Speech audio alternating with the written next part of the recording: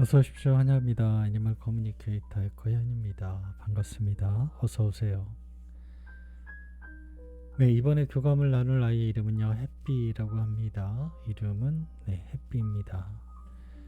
견주께서 전해주길 원하신 메시지 살펴보도록 하겠습니다. 도움을 주는 영혼 말고 친한 친구들은 누가 있는지 궁금하다 하셨고요. 요즘 들어 제일 재미있는 일들은 무엇이 있었는지 궁금하다 하셨습니다. 그리고 할머니가 지금 많이 아프셔서 병원이랑 외갓집에 자주 가고 있는데 햇비도 왔다 갔는지 궁금하다 하셨고요. 햇비는 지금 엄마에게 올 준비가 다 되어 있는지도 궁금하다 하셨습니다. 7월에 환생에 대한 계획이 있는데 임신인지 7월에 태어나게 되는 것인지 궁금하다 하셨어요. 네, 7월 몇 달 안 남았죠. 그리고 남자로 돌아오게 되는지 여자로 돌아오게 되는지도 궁금하다 하셨습니다. 요청의 말 이렇게 준비되어 있습니다.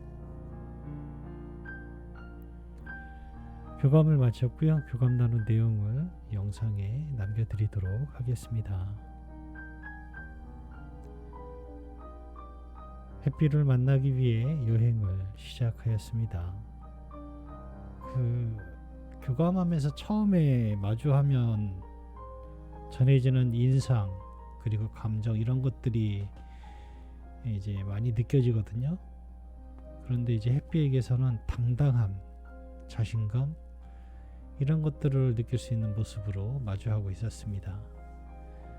작지만 전혀 작지 않은 마음을 이 아이는 가지고 있어요. 오히려 저를 압도하고 안내할 것 같다라는 그런 마음이 들었던 것 같아요. 햇비 안녕 인사를 건넸습니다. 어서 오세요 라고 하고 있었고요. 그 야무진 마음, 굳은 마음이 계속해서 전해지고 있었습니다. 엄마가 남겨준 메시지 전해줄게. 잘 들어보고 이야기해 줄 수 있는 것이 있다면 이야기 부탁해 라고 방문한 목적을 전했습니다. 햇비에게서는 도움을 주는 영혼 말고 친한 친구들은 누구누구 있을까? 라고 물었습니다. 우린 서로에게 같은 마음으로 함께하는 영혼들입니다.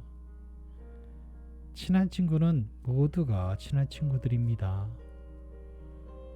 단 한 번만을 만나도 친한 친구로서 함께합니다. 친하지 않은 친구는 없어요. 단 한 번이라도 만남을 안내받는 이유가 있기 때문입니다. 그 이유는 이미 오래전부터 친한 친구였기 때문이에요 라고 합니다. 누구라는 이름이나 이런 인상 같은 것은 듣지는 못했고요. 지금 전해들은 이야기들만 들을 수 있었습니다. 요즘 제일 재미있는 일들은 어떤 일 있었니? 엄마가 궁금하다 하셔 라고 물었습니다.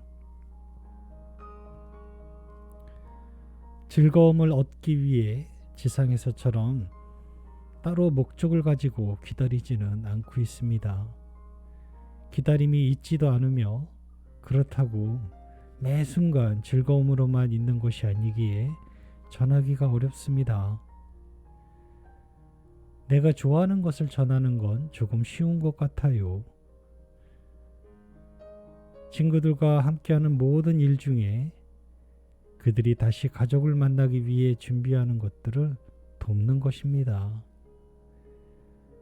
또한 다시 돌아온 영혼이 빠르게 안정감이 들도록 함께하는 것을 좋아하고 있습니다. 그것이 다시 가족을 만날 수 있도록 돕는 것이기도 하니까요 라고 합니다.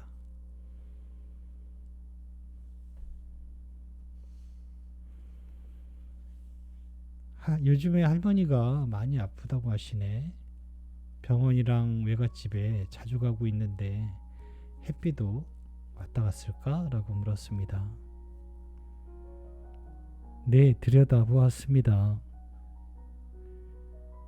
할머니를 걱정스러운 마음으로 바라보고 있지는 않습니다.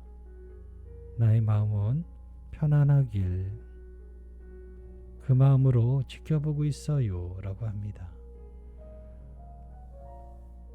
엄마를 바라보면 위로하는 마음으로 더 가까이 바라보고 있습니다. 지금 이 모든 과정이 힘든 과정임을 나는 잘 알고 있으니까요. 라고 합니다.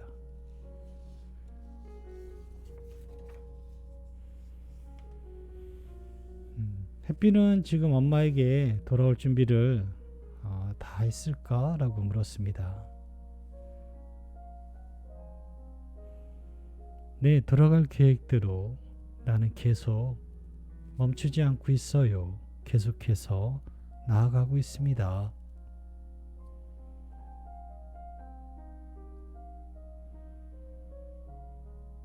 7월에 환생한다고 했는데 임신하는 것일까? 아니면 태어나는 달일까? 라고 물었습니다.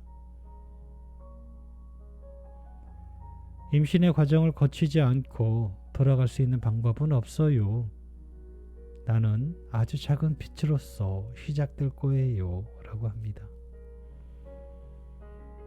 임신하게 되는 것 같습니다. 7월에 임신을 하게 될 것 같아요. 남자로 오는 것일까? 여자로 돌아오는 것일까? 라고 물었습니다. 남자로 찾아가게 될 거예요. 라면서 웃고 있었습니다. 남겨주신 요청의 말을 전했습니다. 4월 5일이 햇비가 엄마 곁을 떠난 지가 1년이 되는 날이라 하시네. 그날은 맛있는 거 많이 준비하고 기다린다 하셔. 친구들과 함께 와서 맛있게 먹고 즐겁게 놀고 가는 날이 됐으면 좋겠다고 하셔라고 전했습니다. 매일매일 보고 싶고 사랑하고 있다는 말 전했습니다. 그날은 엄마에게 슬픈 날일 테지만 슬퍼하지 않아도 된다는 것을 미리 알려주세요. 엄마가 나로 인해 슬퍼해야 하는 날은 더 이상 없으니까요. 새로운 만남이 준비되어 있다는 것을 알려주는 날로서 기억하면 좋을 것 같습니다. 그날 오랜 친구들과 함께 할게요. 라고 합니다. 네, 저는 이렇게 햇비와 교감을 마쳤습니다. 햇비에게서 느끼는 건 당당함과 단호함 이런 것들이었어요. 그래서 어떤 중요한 질문에 대한 대답들은 딱딱 들을 수 있었던 것 같아요. 간단하게 말이 길고 설명이 길고 영상이 길면 저도 좋기는 한데요. 대체로 그렇지 않는 경우가 많아요. 짧을 때 이럴 때의 어떤 느낌이냐면요. 무언가 전달이 잘 됐다라는 느낌을 받게 돼요. 네. 대화가 아이들이 길게 하는 경우는 많이 없어요. 그런데 이렇게 딱딱 6점만 찝어서 간단하게 이야기해 줄 때는 너무나 잘 제가 알아듣고 알아채기 때문에 교감이 잘 됐다라는 느낌을 항상 받거든요. 오늘 대답은 햇피의 대답은 그런 쪽에 가까운 대답들이었어요. 특별히 걱정하지 않으셔도 돼요. 사실 그런데 이렇게 이야기해도 이맘때가 되면은 다 똑같은 걱정들을 하세요. 아직 아이에 대한 아무런 목요를 만난 것도 아니고 샵을 정한 것도 아니고 그 샵에서도 시원하게 이야기해 준 것도 아니고 고민이 많을 때가 항상 이때예요. 아이들을 만날 때가 가까워지면요 고민이 더 많아져요. 그거는 견주님만 그런 것은 아니고요. 대부분이 기다리시는 엄마들이 받는 마주하는 그런 현상인 것 같아요. 매우 불안해하세요. 만나기 하루 전날에도 불안해. 진짜 하루 전날까지도 불안해하시고 경우가 있었어요. 모르니까요. 아무런 소식도 없고 연락도 없고 내가 연락을 해도 기다리라고만 하고 아무것도 연락이 없는데 느닷없이 다음날 연락이 와서 만나는 경우도 있었거든요. 아무도 알고 있지 않아요. 기다리는 엄마로서는 답답한데. 그런데 저는 이런 경우를 많이 연락을 받아요. 엄마들이 어떡하죠? 왜 연락이 안 오죠? 뭔가 소식이 들려야 되는데 걱정이 되는 거예요. 아직 난 만날 곳도 정하지 못했고 목연을 뭐 찾은 것도 아니고. 이런 분들이 견주님만 특별히 그런 건 아니고요. 다들 어느 정도는 이런 터널을 지나가는 것 같아요. 그럴 때는요, 혼자 고민하지 마시고요. 계속, 카페에는 같은 질문을 계속 물어봐도 스팸 처리하듯이 그렇게 대하는 분은 아무도 없을 거예요. 다 그 어려움에 공감하시기 때문에 그 부분에 대해서 계속 또 조언도 해주고 또 그 시간이 지난 뒤이기 때문에 새로운 정보를 또 알려줄 수 있는 계기가 되기 때문에요. 실망하시거나 그러지는 않으셔도 됩니다.